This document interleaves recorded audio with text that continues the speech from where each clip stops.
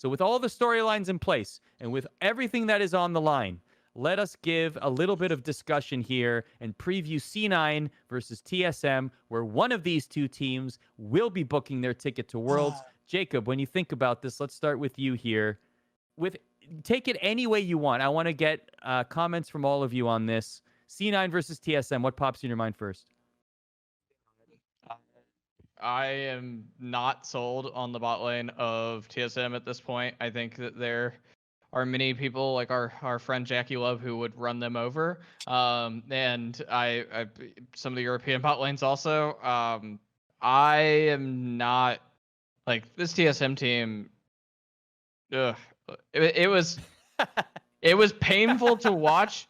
It was painful to watch the GG TSM series because it should have been GG's if not for like a few throws, like the one around Baron where they like killed everybody at TSM and then decided that they were gonna overextend or they got the Baron and then they decided that they were gonna overextend for kills and then got wiped.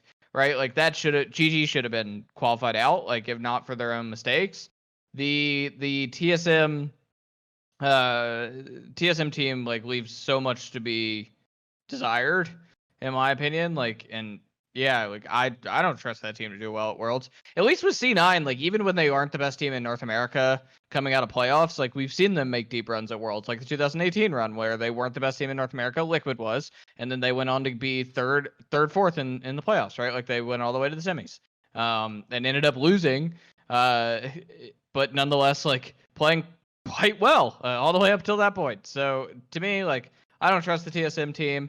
But also, something we need to talk about is if they don't make it, this will be their third year in a row not qualifying for the World Championship. And that feels like it's going to send off some very nuclear vibes throughout that organization to do something big and hot in the offseason. And I don't know if that's nuke everyone except Bjergsen or what, but like something's a-coming if C9 qualifies out and TSM doesn't. Now, listen, I know about the whole equity thing, and it would be silly for Bjergsen to even ever consider leaving TSM, but chat seems to think that that's an option.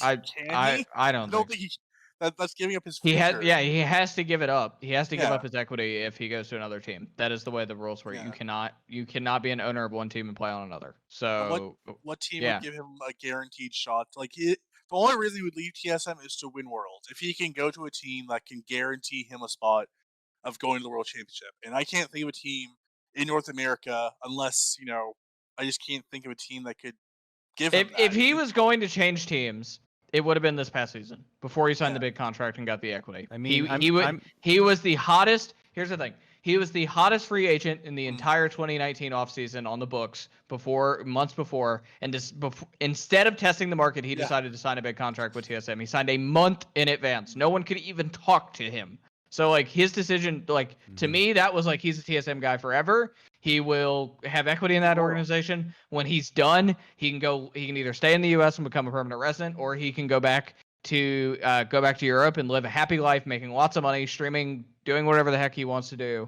Like, it's choose your own destiny at this point if you're Bjergsen, and you're going to be a millionaire like from a network perspective because he owns that part of TSM. Like he's going to be a millionaire for the rest of his life, presumably if esports goes all well and set, right? Because I think TSM will continue to be on top as a brand.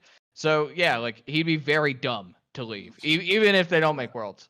So I just don't see it. Emily, your thoughts on this matchup? I mean, I think that we saw better adjustments from C9 in their second series than we did from TSM, regardless of their roster swaps. I actually I don't know if this is a hot take or not, but I actually do think, despite like some very visible mistakes, that Biofrost as an individual did perform better than Treats in his series.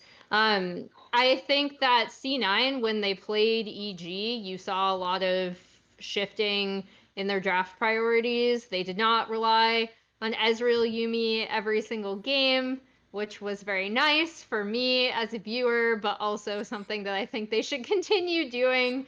I see Tyler laughing. I think, if I'm looking at these two teams, I think that I saw better adjustments from their first series to their second series from C9 than I did from TSM. And now if you're asking me who I have more faith in going to a world stage qualifying as a North American team, I still have a lot more faith in this C9 team. I've been saying all year the most frustrating thing was that this team could not go and play against better teams because they were stuck in North America. And I stand by that. Despite their like end of season struggles, I do think that if this team does go to Worlds, if they are able to scrim against better teams, they should be able to improve with the talent that they have on this roster.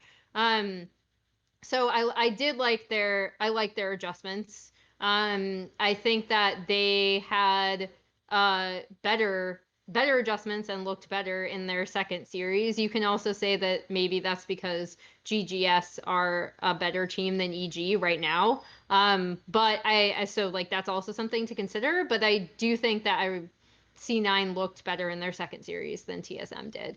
And I think a lot of people came away from that TSM series thinking, if this team makes Worlds, like we are in trouble because, you know, again, their bot lane is underperforming. I think Broken Blade had some really good games. He had some like not awful games, but just kind of like mediocre showings. I think that if this team goes to Worlds, they have a lot more to do than if C9 qualifies for Worlds in terms of, you know, the things they have to fix and I guess like I hate to use the word potential, but like the ability for their players to learn from other teams from other regions. I think that is a lot higher for this C9 team than it is for this TSM team. Arda, Tyler, last thought. let me set the stage for you. The other European, qualifier match, Schalke versus Mad Lions. Whoever wins that, whoever loses that, I feel like whatever team loses, they can leave with their head held high. Schalke, they had the miracle run. Making the playoffs was good enough. Mad Lions, they're a rookie team. Great first year. They beat G2 in playoffs once. They had, they built up a fan base. The rookies will be better in 2021. Neither C9 or TSM can afford to lose this match. One of them will, but one of them can't afford to lose this match. TSM spent a lot of money, a lot of social capital as well with their fan base and the overall League of Legends fan base of bringing Doublelift. It was a lot to get him here, and the reason why they got him was to go to Worlds. Anything but would be a complete and utter failure. They believed in Spica, they put Spica in this position. They believe that this is the team that they put together, telling the fans, we know you're yelling, we know you're mad, we know you're fanatical, keep Kabe, leave Kabe, we believe in Doublelift. This is the team that we think is going to do the best, and if they don't make Worlds, it's a failure, and they're going to lose a lot from it by just getting Doublelift. What's Doublelift's future with TSM? Do you want to keep him after, assembling this roster and it failing? It's not something they can afford to do, is to lose this match. And for Cloud9, they spent over $1 million to buy out Vulcan. They've spent so much money on this roster. An entire year of pretty much saying, we are the best team in North America, and none of these teams can even touch us in scrims. We've had so many interviews where Licorice and Niski and Blabber and Sven are talking about how far ahead they are of everyone in North America.